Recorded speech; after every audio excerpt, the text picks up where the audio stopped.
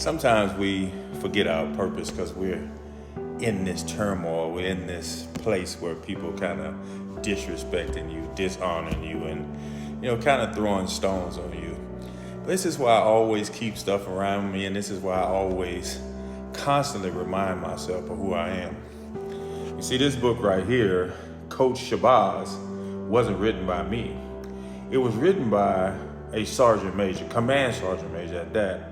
At the time, she was a first sergeant that was on my team and just wanted to be on my team to keep in shape, in her words, not mine. And so I told her, First Sergeant Top, that's not an option. If you're on my team, you're gonna get better and you're gonna play. She eventually became a starter. She was never the really offensive player that I needed. But let me tell you about her tenacity. Let me tell you about her work ethic, and let me tell you about her on defense. I can put her in and she can stop anybody. Coach Shabazz. Let's read a little bit of what she has to say. Coach Shabazz is the best coach there is. He coaches adults and little small kids. He did not care if you did not have any talent. You just needed a heart to be able to manage. He'd say, the less you know would be an advantage. Simply put, it's harder to teach basketball players than to break their bad habits. The winning team would practice so hard, so much, that they were always tired but never gave up. You see, I only had one lesson for anybody who plays on my team.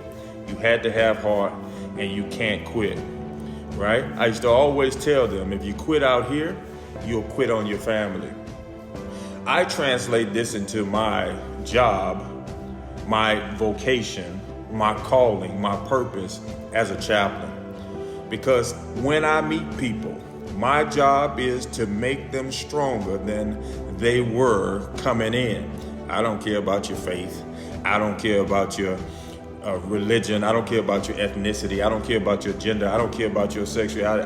None of that stuff has anything to do with me. My job and my purpose is to ensure that you get the best out of your life. That's the job. That's the purpose. That's the inspiration. And that's my direction. Point blank, period. So anybody who has any dealings with me, I want to make sure that they can be their best. And I'll say this in closing.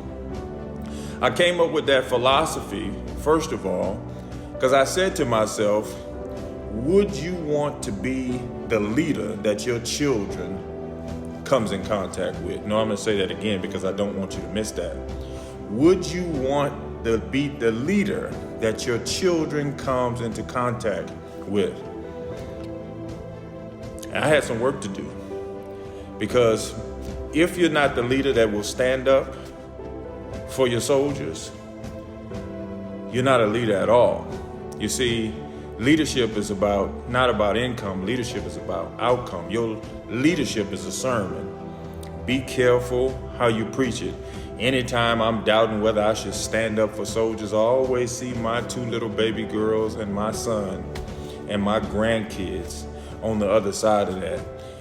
I take a deep breath because it's a scary proposition, and then I say I must stand for them because I want my children to have a leader for them that will stand.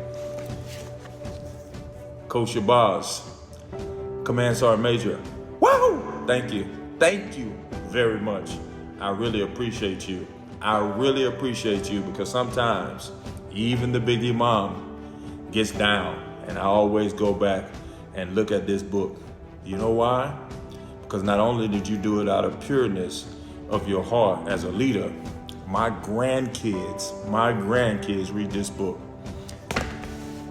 Don't you give up. Inspire till I expire, baby. Woo! Let Yusuf Pack say amen.